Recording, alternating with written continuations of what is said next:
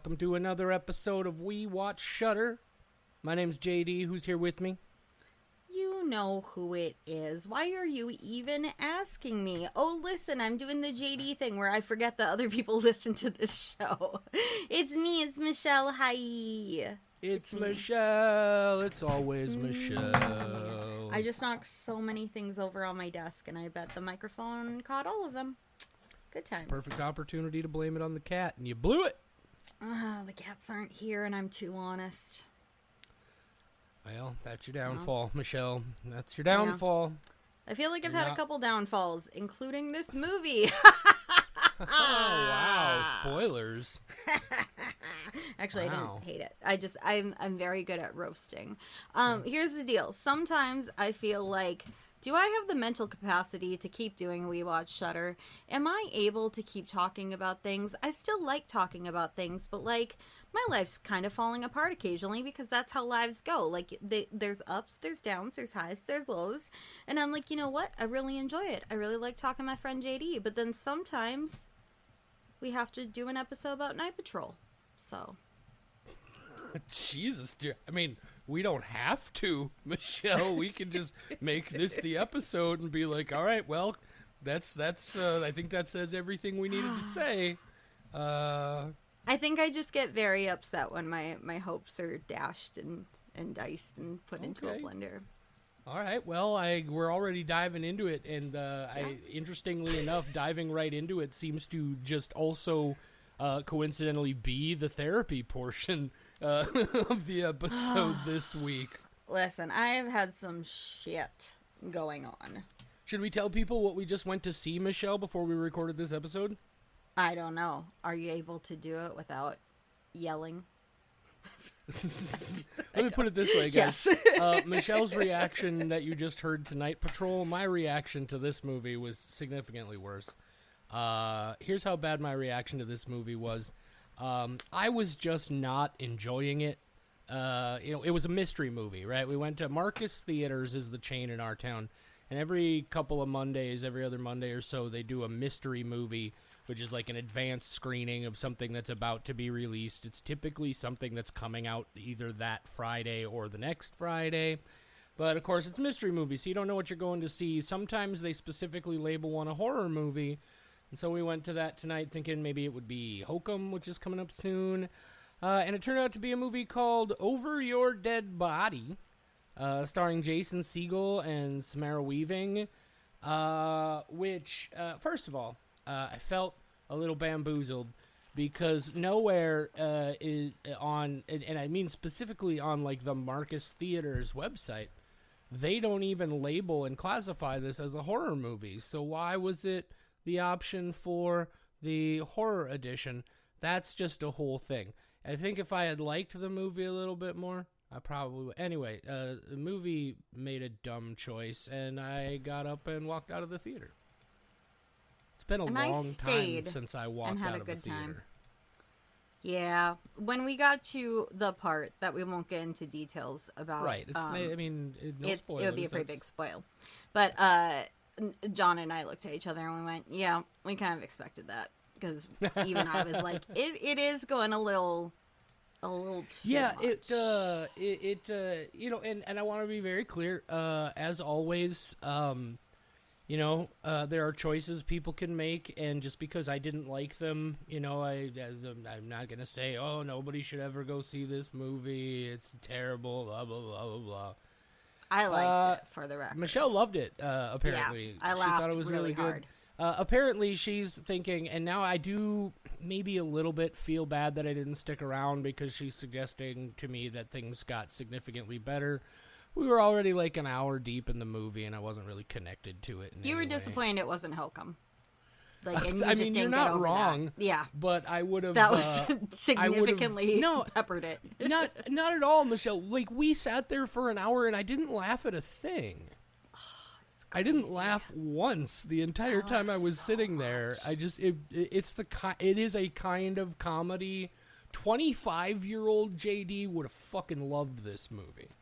Like, would have just thought this was the funniest fucking thing he'd ever seen in his life. 46-year-old but now older, JD wiser.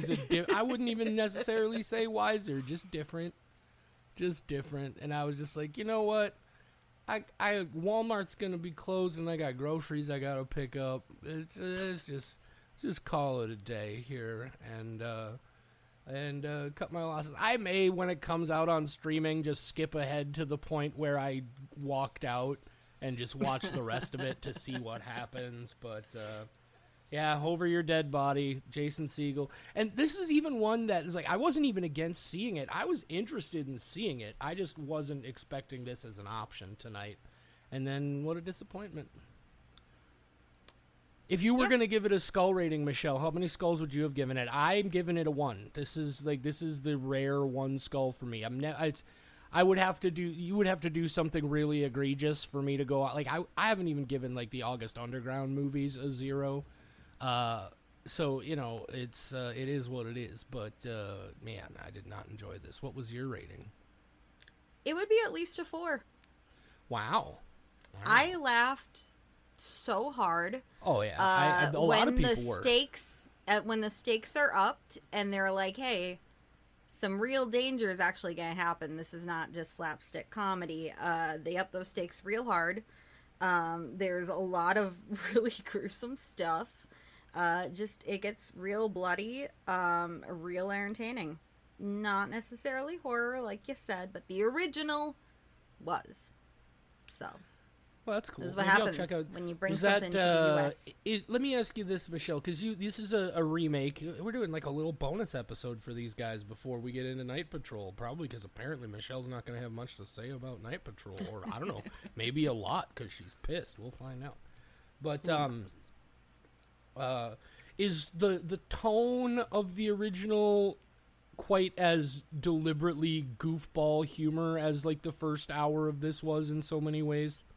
Yeah, they are both very dark comedy. But no, well, and again, like, I knew it was gonna get like violent and gruesome to a certain extent. I mean, that's in the trailers, right? Like, I've seen, which is part of why I was like, I mean, I wouldn't mind seeing that. But what I mean is, like, it's like, this isn't just comedy. It's this real, like, ridiculous. It's that Judd Apatow generation, Paul Rudd, Jason Segel, we're going to ad-lib all this stuff and just be goofy. And, like, it's a very specific flavor of comedy. Do you know what I mean? I know the Judd Apatow version of comedy, but the comedy in this, I think the way I thought it felt just incredibly silly. Does that make sense? Yeah, I thought it was so silly. And that's part of why when it made the choice it did, I was really off-put. I did not think it was silly. I don't know what kind of humor it is. However, we have also talked about how this show has helped me realize that I might not like comedy as much. This is what surprised me, honestly. And so then this, like, I'm like, people dying so funny. Like, this is my kind of comedy. I was legitimate because I was thinking that same thing. I was like, oh, Michelle, she this is a famous thing that we've been over several times on the show, is she just doesn't seem to like a lot of comedy, especially in the comedy horror space. And she was laughing a lot, and I was kind of surprised. I didn't laugh once, like, legitimately. I take that back. There was one moment where I chuckled and I almost popped. And I won't, obviously, it was, no, I won't even give a detail on it. I'll tell you in the chat, but there was one moment where I chuckled a little bit, and it was a slapsticky kind of thing, because slapstick, it works all the time if you do it right. Slapstick is fucking perfect.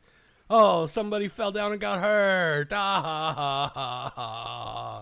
I've been home about 10 minutes, and we keep saying, my boat rocks around the house. Over 10, like, the course of 10 minutes, we've said, like, 3 Michelle, or 4 times, boat rocks. This is the part that it was. This is the way I can do it. It's hammer time. Yeah. See? So anyway, yeah, we went to see the mystery movie. It was Over Your Dead Body. Michelle really liked it. I disliked it so much I left. Mm-hmm. And now I owe Michelle $6 for a movie ticket. Plus tax. Thank you very much. Fuck tax. I spent more on my pizza in the movie theater than I did on the tickets, because that is one of the benefits of it being a mystery movie, is it's only $6, and a normal movie ticket is $18 if it's on the Ultra screen. Yeah, I got a bottle of water that was like $8 because it's a movie theater, and on mystery movie nights they have the mystery snack. Did you guys get the mystery snack? Hell yeah, I got my Skittles. Yeah, they give you and like this is the thing is it's a bag of Skittles you could get at the grocery store for like $3.50, but then at the movie theater it's also like $8. Nope, grocery store pricing, $3.50 for that bag of Skittles tonight. Obviously, I only ate a few of them because I got the sweet blood. So I got a big bag of Skittles here that I'll be munching on for a little while, but. Yeah, well, times. It counts as your fruit serving for the day. So. No, it doesn't. No, it doesn't remotely count as my fruit serving. Counts my fruit flavor citrus. Serving for the day. Yeah, that's probably fair. My Red 40 Lake serving for the day. I just have a bag full of Skittles, and I'm like, hey, fruit salad. I'm eating healthy. Well, Michelle, all right. Yeah. Should we stop delaying the inevitable and get to talking about Night Patrol? Yeah. So, and again, as you can tell, she mentioned this is a movie that Michelle was kind of excited for. To be totally fair and honest and open with you, when it comes to movies that are just Shudder exclusives, we kind of sometimes take an early look at them, decide, is this one that looks like we would want to talk about it or not? This one was one where Michelle said, yeah, we definitely want to. I was looking forward to this one, and I said, cool. And then the day that it dropped on Shudder, I went to go look at it, and motherfucking CM Punk from the WWE is in this movie, and I almost sent Michelle a message and said, fuck no, I'm not watching this movie. Man, I wish you would have. I don't know if I do know there are some people listening who are wrestling fans. It's not worth getting into, but that guy is a piece of garbage, and it bums me out that people still support him as much as they do, and I was really looking forward to hopefully watching him just fumble fuck his way through this movie. Did it happen? Was I fucking forced to admit that the man had some skills and some talent that I don't want to admit he had? We'll find out. When do we get to find out? When we get to the spoiler section. Michelle, do you know which guy in this movie was CM Punk? I do, because I went on IMDb. Okay. To look him up. Philip Jack Brooks. Yep. Fucking I did not know. I know you said something about his acting. Was it good? Was it bad? What was it? And that helped me narrow it down. Gotcha. All right, so Night Patrol is the movie. Michelle, what was it that had you so excited about seeing this movie? Justin Long. Okay. Justin Long in Fair. general. I'm a huge fan of him in anything horror, and we will get into that in this. I do love how, like, he sort of, if memory serves, his real breakout started in more like comedic sort of roles, and I do really appreciate how he's made that transition into this more, like, he's like the horror star du jour right now. He's doing all sorts of shit. Yep. Yep. That is a fact about Justin Long. That is a thing that is true about Justin Long. Yep. All right, so Night Patrol is the name of the movie, directed by a fella by the name of Ryan Prowse, written by a guy named Shea Ogbonna, with a little input from Ryan Prowse and a couple other folks, Tim Cairo and another guy whose name is not on here because it's Jake Gibson. That's what it is. Anyway, I'm going to give you the descripty script here from IMDb. It's a nice, quick, succinct pull. An L.A. cop discovers a local task force is hiding a secret that puts the residents of his childhood neighborhood in danger. Night Patrol. Rated R. 2025. 1 hour, 43 minutes. Get fucked. Anyway. Michelle, hit us with your spoiler-free thoughts on Night Patrol. I'm pretty sure we already got them. I don't hate it as much as I make it sound like I do. I just really like roasting. Nope, we're not going to go there. Okay, so Night Patrol. I think my number one complaint is just that I didn't understand the tone of this. I wound up watching it twice because it just feels so jarring the way that it goes from comedy to very serious horror to drama to massive supernatural stuff, but then very real issues and metaphors. Then there's a part near the end that is just so on the nose that I don't know if I love or hate it, because I'm like, oh, fucking, yeah, we know what this is supposed to be about. But there's like a piece of dialogue where I'm like, do I like that they just like put a little bow on the package, or does that piss me off? And I still don't know. And I feel like that's kind of how I feel about most of this movie, is that I just don't know how I was meant to feel during certain parts of it. I will say the acting is great. Zero complaints about the acting. I do like the style that it has of, I don't know how you would put it, but it just feels like authentic to the 90s. I don't know. When I looked up that the writer Ryan Prowse had also done something for VHS 94, it made a lot of sense to me, because I was like, oh yeah, it's that vibe. It is like kind of the retro-y vibe, despite being made in the 2020s. There's something about that I do like. The acting is definitely the selling point of this, but unfortunately, I feel like it was all over the place, and the plot was a little muddy and trying to do too many things. So, numbers. Numbers, how do I give it a number? Let's go with just a straight up 2. 2 skulls. 2 skulls out of 5. Patrol Not out of 10. Michelle. 2 40%. skulls. 2 skulls. JD, Yes. I have to go sleep. Good night. Bye. Okay, good night. No, actually, could you hit him with their spoiler-free thoughts? Do you think we tricked them? Do you think they actually thought that I was saying goodnight to you? Do you think that? Probably not. Oh, okay. Well, but, that's fair. Okay. They Then don't go fucking ahead. matter. Say your thoughts. What a mood we are in today. God damn. Samara Weaving, what have you done to us? She's a beautiful lady. She is. That's why I'm surprised you walked out of her movie. Like, you can just, like, plug your ears for a while. No, she's you know what I want to see? And I feel weird because there's a part of me in the back of my mind that's like, you only think they look alike because they're both Australian blondes with that accent. But I feel like it's ridiculous that we haven't gotten a movie with Margot Robbie and Samara Weaving as sisters yet. Oh, they look nothing alike. You think so? No, I don't know. I mean, I don't think they look. That's the thing, is like I wouldn't say they, like, I'm not trying to imply they're like doppelgangers, but I've always felt that they looked similar enough that that they could pull that off. I don't know. No. Anyway. I mean, I guess you could pretty much say anybody with siblings in a movie and be like, yeah, okay, that's how genetics works. But I don't think their facial structures are similar in any way. They just both happen to be blonde and Australian. Well, that's why I brought it up. Pretty. You know, maybe I'm just super prejudiced about Australian blondes. I don't know. Oh, no. Anyway, the worst kind of thing to be prejudiced about. This movie, I agree with you. It's kind of all over the place. In your spoiler freeze, you mentioned Ryan Prowse as the writer.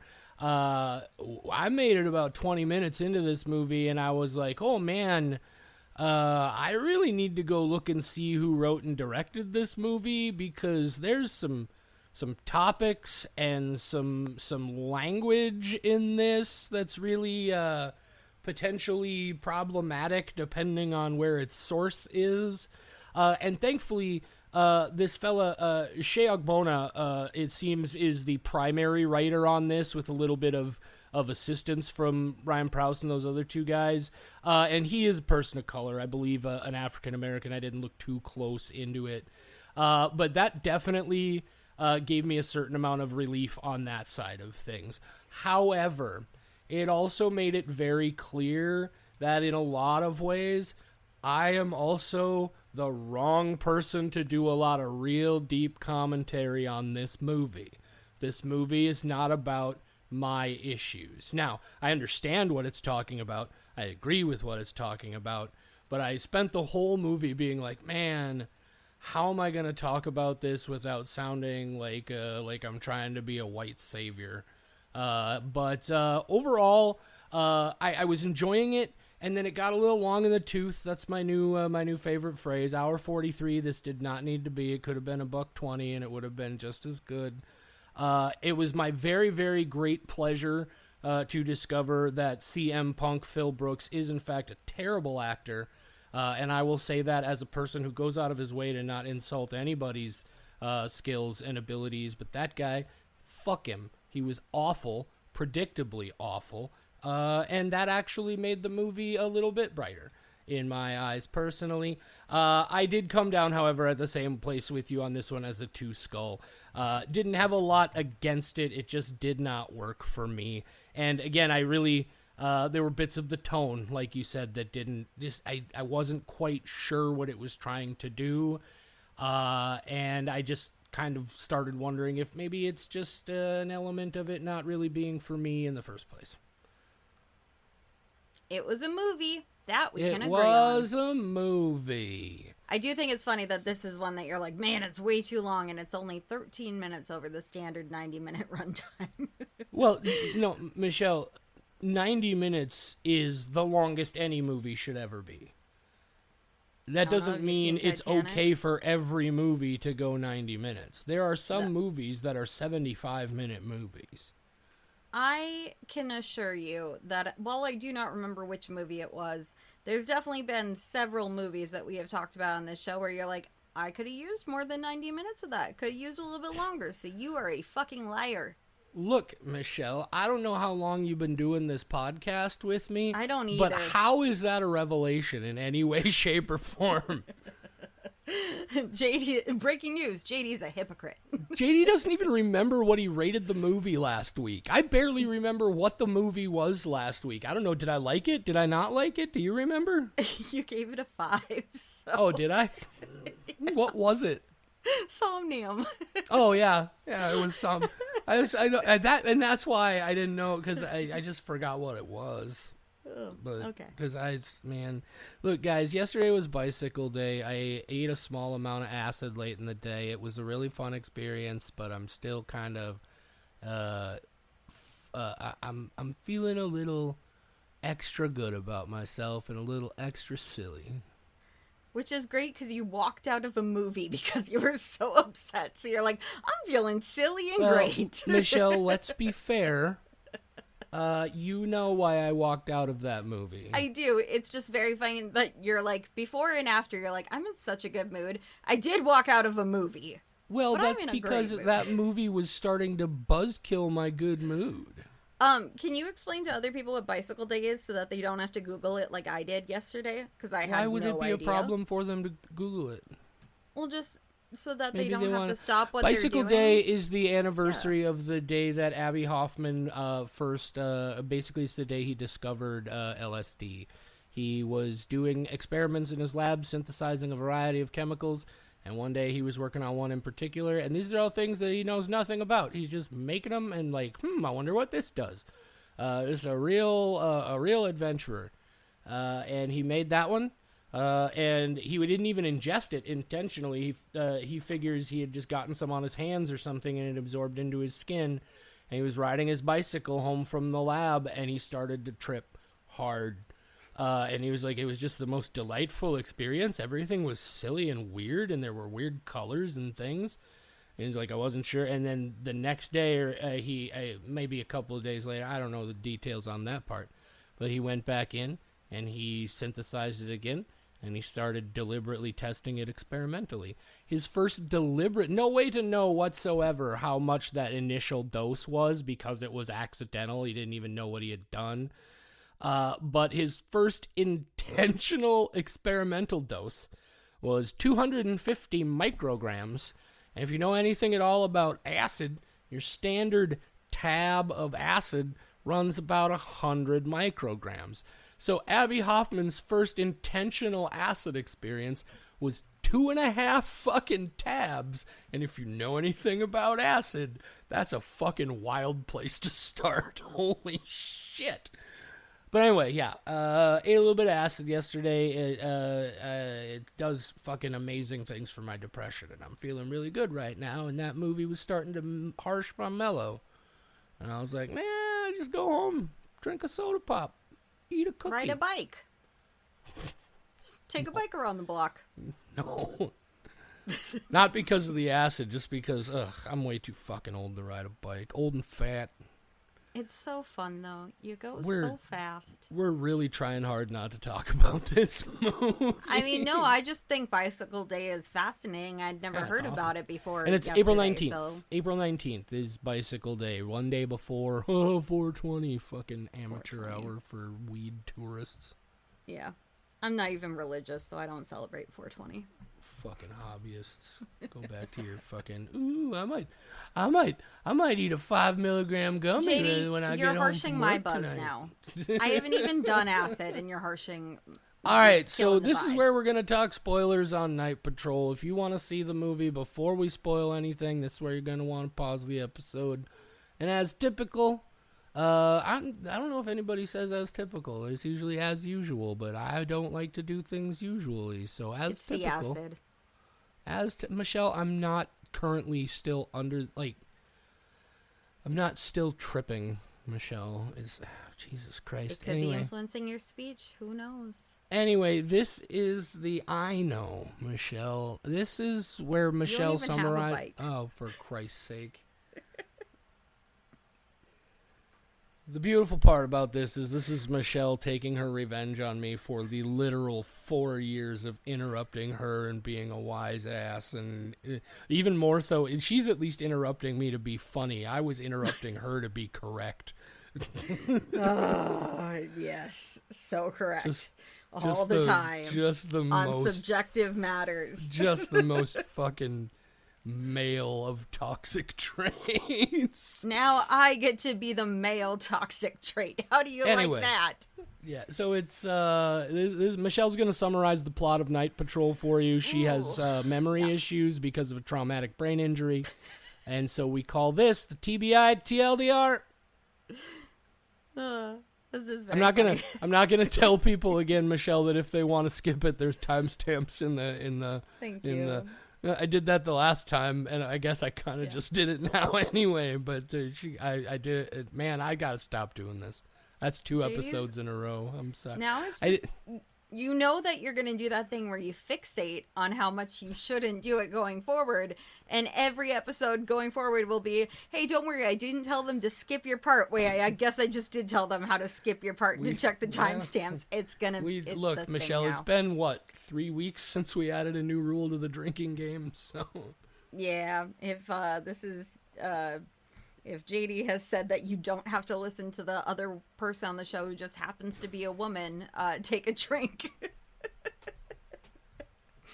Okay, anyway, my summary of this movie, plot summary of the film. Okay, so we start with Wazzy, and he has something in his side, not like a thing that's supposed to be there, like a body part, like a metallic weird thing. And he's in an interrogation room, and a cop comes in, he's like, Mom, I'm gonna interrogate you, and Wazzy's like, I'm dying, and the cop's like, you gotta tell me what happened. So then we flash back in time. And Wazzy is in a car with a woman, and they about to get jiggy with it. Is that what the children say? Is that the hip lingo? So they're in a car, and some cops, they show up, and they're like, oh man, we know how this situation is going to go with 2 people of color. Oh no, cops are here. But you know what? They make it even a little bit worse, because Justin Long hops out of the car and is like, hell yeah, Justin Long. But then, like, hell no, Justin Long, because they just give him a gun and say, if you want to be Night Patrol, you have to do this. And he just shoots the woman in the back of the head. And then Wazzy takes off running, because that's the correct thing to do. And he is reasonably freaked out. And he is a Crip, correct? It's blood and Crip. He's a Crip. Yes, he blue. So he's a Crip. So he goes, the girl who just got shot in the head, who he was hooking up with, she's a blood. And he goes to her brother's house, and he's like, hey, I'm just here to tell you that your sister's dead. And he's like, no, we're different people. This is Romeo and Juliet, but with vampires, or something. And he's like, no, we're from different sides of the bridge. And he's like, no, but really, like, the cops killed your sister. And they're like, oh no, I'm real upset about that. And then Justin Long wants to be part of the Night Patrol because his dad was killed as part of Night Patrol, and he thinks there's some big secret going on with that whole thing. And then it turns out that he's right, and he shows up and his dad's there and he's not dead. Would have been a little bit crazier if he showed up and his dad was dead and he was just a decaying corpse that all these other people are hanging out with. I feel like that could have been a good plot decision. But instead, no, he's just alive, and like typically alive, and he's like, you're gonna swallow my blood, and then he like makes his son drink his blood, you know, as you do. We all have weird family traditions that can't be understood by other people, and his is just bleeding black blood into his son's mouth. And then Justin wakes up and he's like, is it bicycle day? I feel weird. And then his dad's like, no, son, you're a vampire instead. And then it becomes a battle between Wazzy, his cool ass mom, her Zulu magic, Zulu rituals, the things that she's using to fight against the vampires, and then all the people on the, it becomes like Attack the Block but with vampires, which is like, I really like that part of it, but by that point we were kind of like a serious drama and I was so confused by the switch up. And then we have like my favorite part of the movie, which is when the one guy's trying to read and he can't read, and that's real funny. So all of that is happening. So there's vampires, people are getting killed, there's really fun gore stuff. Justin Long gets shot in the face, but then his face just rebuilds itself, so that's fun. CM Punk is apparently a bad actor. I didn't know that until the movie was done, and then I watched it a second time and kept in mind who CM Punk was, so that was good. Then we get to the part where Justin Long, he didn't want to kill all the people in this neighborhood. Oh, it also turns out the cops are feasting on the people in this neighborhood, because that's what they do, I guess. That's vampires in this world. And then Justin Long didn't want to kill people. He just wanted to get the mystery of his dad's death figured out. But then he's been being controlled and he's had to kill people and he hasn't wanted to do it. And so at the end, I think it's Wazzy standing there over him. And he was like, no, I'm one of the good ones. Because I get it. It's in reference to law enforcement and vampires. And he's like, no, you're just one of them. You're not one of the good ones. And Justin Long's like, you got me. I'm a typical white cop bad guy. And then he dies somehow. I don't remember how. I'm just assuming that happens. And then Wazzy, he gets the thing in the side of his body somehow. I also don't remember. Was it an explosion? Did he put tinfoil in a microwave and it exploded? I don't remember. But he has that thing in the side of his body. And then we cut to the interrogation room and he's sitting there shirtless and bleeding. And the other guy, the like head of the cops or whatever, he shows up and he's like, you gotta tell me what happened. And Wazzy's like, Night Patrol is vampires. And he's like, yeah, I know. Duh. Haven't you checked their Instagram account? Their Instagram account is Night Patrol be vampires, and it's just pictures of them like sucking on blood and stuff. Like, you get with the times, Wazzy. None of that happens. But he's like, I'm gonna take you to this other room now. So he takes Wazzy to another room, and then Dermot McFeigelstein or whatever his name is, he's in that room. Oh, JD. Oh, I was just gonna tell you his name is Dermot Mulrooney.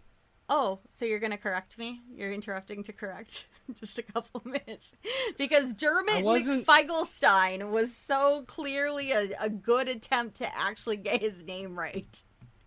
Dermot McFeigelstein. Everybody's like, whoa, I'm not familiar with that actor. I'm so glad that's his legit name. Anyway, Wazzy shows up in this room and a vampire's there, and he stabs him with one of his mom's cool weapons, and then I guess he's gonna go fuck up some vampires now. Wazzy's a real cool guy. Night Patrol. The end. Michelle, the moral of the story is... You what? I wasn't correcting you. You were gonna... Dermot McFeigelstein. Oh! Hang on, I'm going to tell you his name. It's Dermot Mulroney.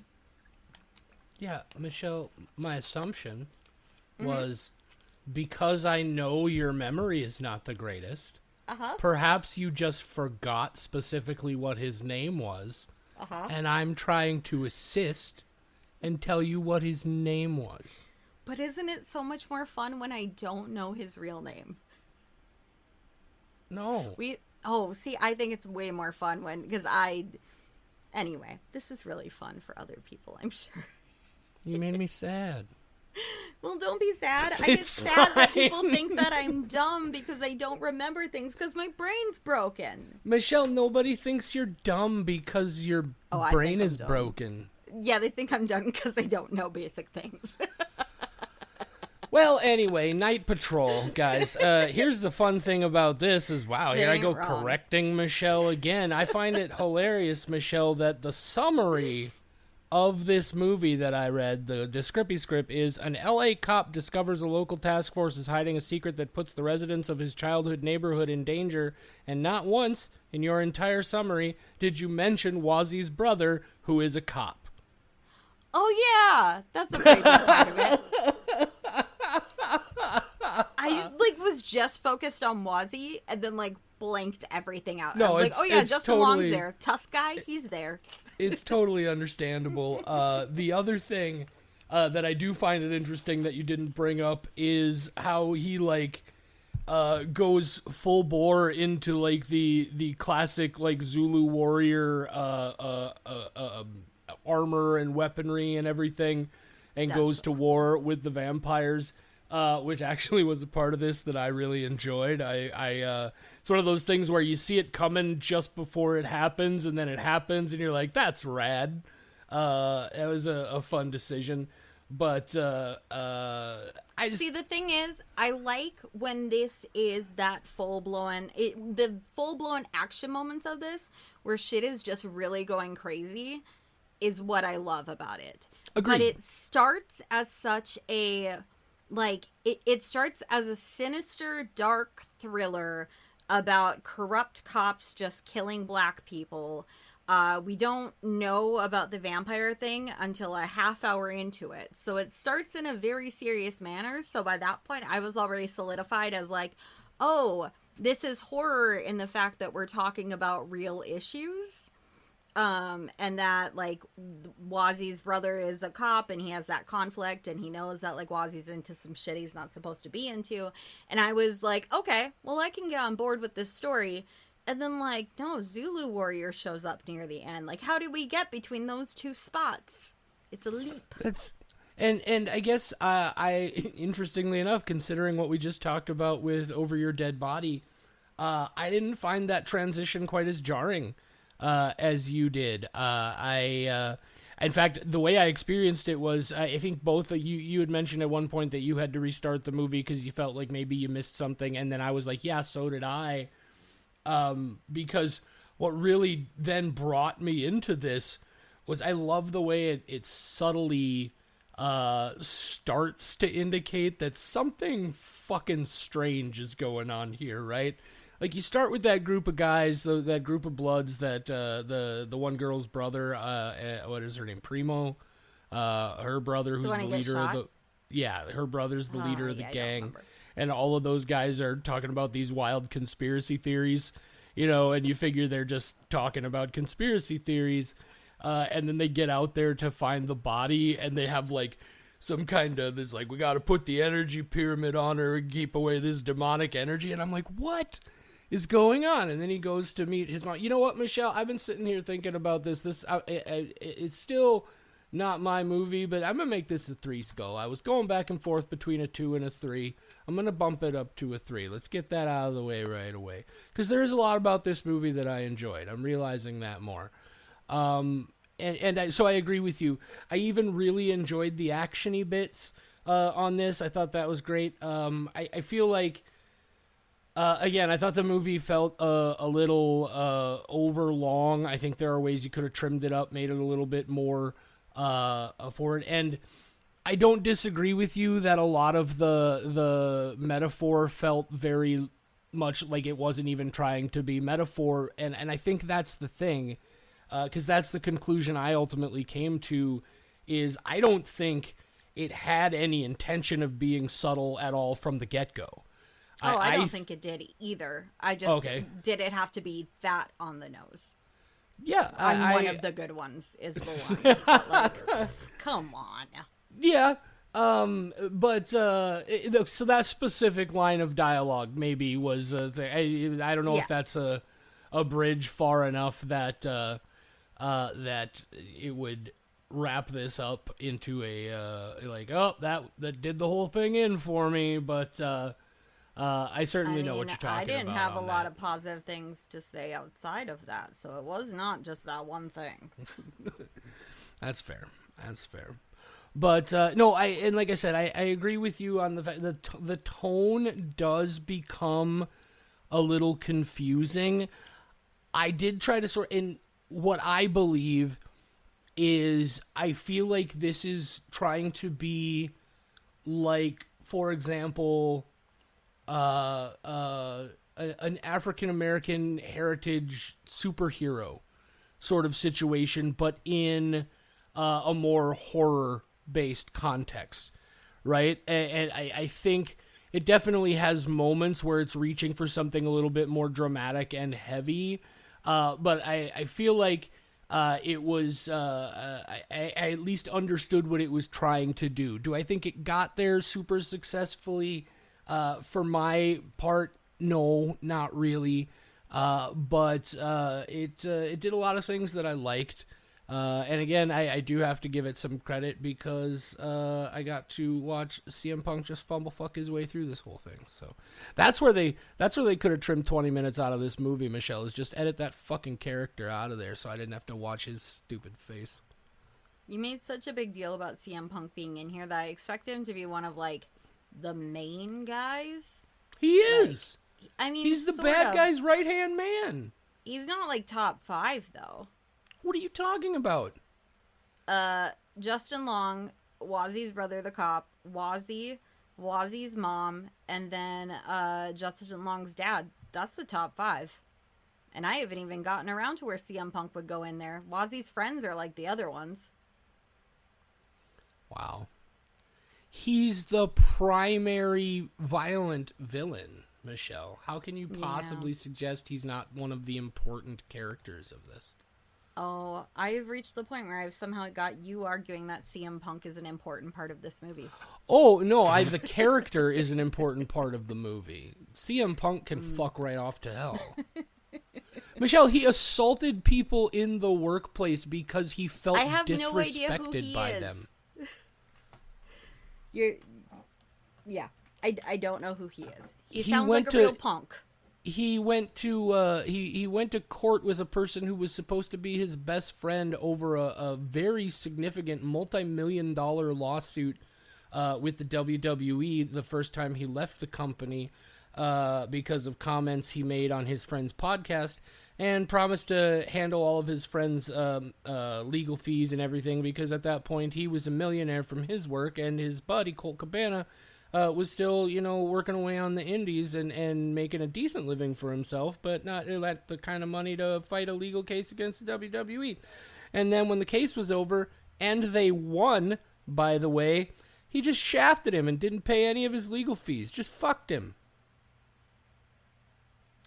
I think I entered another dimension while you were talking, because I just... Yeah, the guy's a fucking scumbag. I hate... God... I know people are going to say, oh, those are the only 2 things you know about him. You don't know. That's the only 2 things I fucking want to know about him at this point. I don't give a shit what else he might have done. You know what else he did? He sucked in this movie. CM Punk is your Death Stranding, where you just automatically get defensive when nobody has said anything. And they're like, no, you can like Death Stranding. It's okay. That's like me, where I'm like, man, let me just tell you, I don't care who thinks I'm wrong. Death Stranding is a great fucking game. And Death Stranding 2 was a huge experience. That's me. But like you with CM Punk. And the opposite. That you hate him so much instead of loving him and thinking that he's a great experience. That's how metaphors work, right? He's everything I dislike about professional wrestlers. Tell us more about the actual movie, JD. Oh, I guess the one thing I was going to say is I did follow a little bit more than you, I think, what the whole purpose of this was. So the impression I get is what they're doing is they're harvesting a ton of blood from all of these people in the projects all at once. And they're doing it by making it look like crazy gang violence that they had to go in and clean up. So that then they're not like they just got a supply of blood and they're not just leaving random vampire corpses everywhere, right? That's the impression I got because of the fact that they were stockpiling the blood. So I don't know. That's just a theory I'm throwing out. But I love a non-vampire detective just showing up to this crime scene and being like, yep, definitely looks like just some neighborhood violence, some gang-on-gang violence, but where the fuck's all the blood? Like, all of these bodies just don't have any blood. They're like, that part's a little weird, but we're not going to question it. Okay, fair. That's a side of this I hadn't considered. Fair. The detective being like, the one really weird thing was all the bodies were completely dry, but I don't know, gang-on-gang violence, I guess. Okay. What kind of weapons have those crazy gangs got? You're not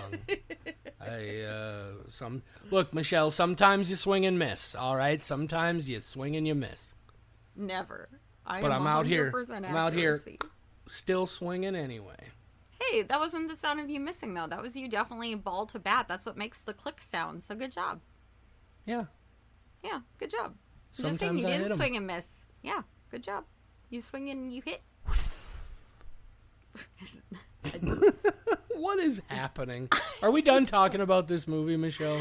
God, I hope so. Because I just have to say, like, given the message that accompanies this about, like, how white cops suck and how much I agree with that, it sucks that I have to talk shit about the movie.